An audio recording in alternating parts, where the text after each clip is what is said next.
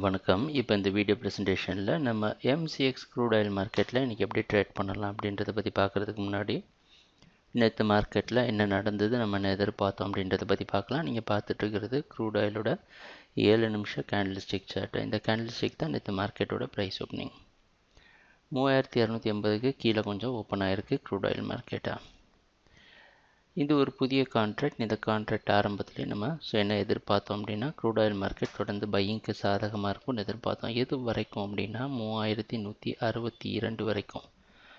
எதனால் அப்படின்ற காரணங்கள் எல்லாம் தெளிவாக சொல்லியிருந்தோம்.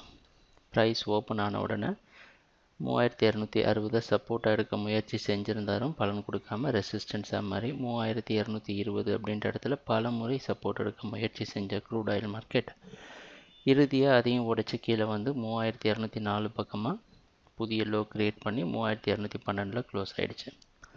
சொல்லப்போனால் ஓப்பனிங்லேருந்து மார்க்கெட் ஃபுல்லாக டவுனில் தான் இருந்திருக்குன்னு சொல்லணும்.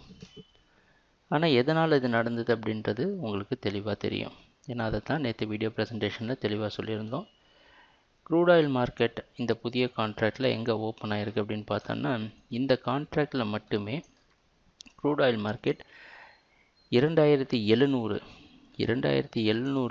தொடர்ந்து 3300 வரைக்கும் மேலே வந்திருக்கு.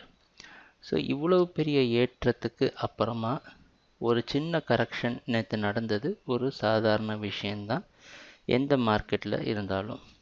ஸோ அந்த அடிப்படையில் தான் 3160 வரைக்கும் நீங்கள் பை பண்ணலாம் மார்க்கெட் ட்ராப் ஆக அப்படின்னு சொல்லியிருந்தோம். இதோடைய இன்னொரு காரணம் என்னன்றது சொல்லியிருந்தோம்.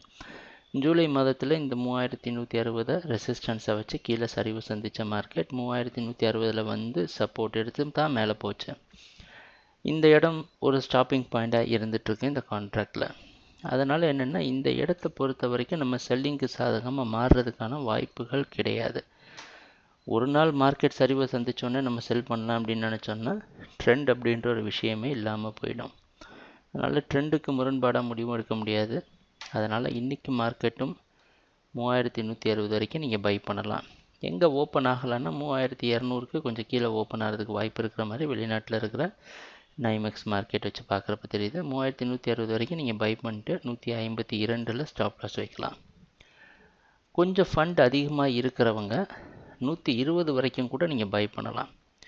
எதனால் இந்த 120 வரைக்கும் பை பண்ணலாம் அப்படின்னு சொல்கிறோன்னா இந்த இடத்த பாருங்களேன். இந்த 160 அப்படின்ற இடத்த மார்க்கெட் தொடுறப்ப அதோடைய ஏற்ற இறக்கங்கள் எந்த அளவுக்கு ரிஃப்ளெக்ட் ஆகிருக்கு இந்த கான்ட்ராக்டில் அப்படின்னா 120 வரைக்கும் கீழே வந்து மார்க்கெட் மேலே போக முயற்சி செஞ்சுருக்கு. இந்த இடத்துல நீங்கள் அதை பார்க்கலாம். 120 தொடுற சமயத்தில் இந்த 2 ஜோனுக்குள்ளே பல முறை ட்ரேட் ஆகிட்டு தான் மேலே போகுது. அதனால் இந்த இடத்தை பொறுத்த வரைக்கும் கொஞ்சம் பதட்டம் இருக்குது. அதனால் என்னென்னா 160 வரைக்கும் பை பண்ணுறதை விட 120 வரைக்கும் பை பண்ணுறது கொஞ்சம் நல்ல விஷயமா இருக்குது. ஆனால் கன்சர்வேட்டிவ் ட்ரேடர்ஸ் போதிய ஃபண்ட் இல்லாதவங்க கொஞ்சம் முன்னாடியே ஸ்டாப் லாஸ் போட்டு ட்ரேட் பண்ணிக்கலாம். இன்றைக்கும் க்ரூட் ஆயில் மார்க்கெட் பையிங்க்கு சாதகமாக இருக்கும் அப்படின்றது தான் எதிர்பார்ப்பு. அதோடைய காரணங்கள் எல்லாத்தையும் எதிர்பார்க்குற காரணங்கள் எல்லாம் சொல்லியிருக்கிறோம். ட்ரேடிங் நடக்கிறப்ப பார்ப்போம் என்னென்ன மாற்றங்கள் வருதுன்னு. எங்கள் வீடியோ ப்ரெசன்டேஷனை தொடர்ந்து பார்த்துட்டு வந்ததுக்கு மிக்க நன்றி, மகிழ்ச்சி, வணக்கம்.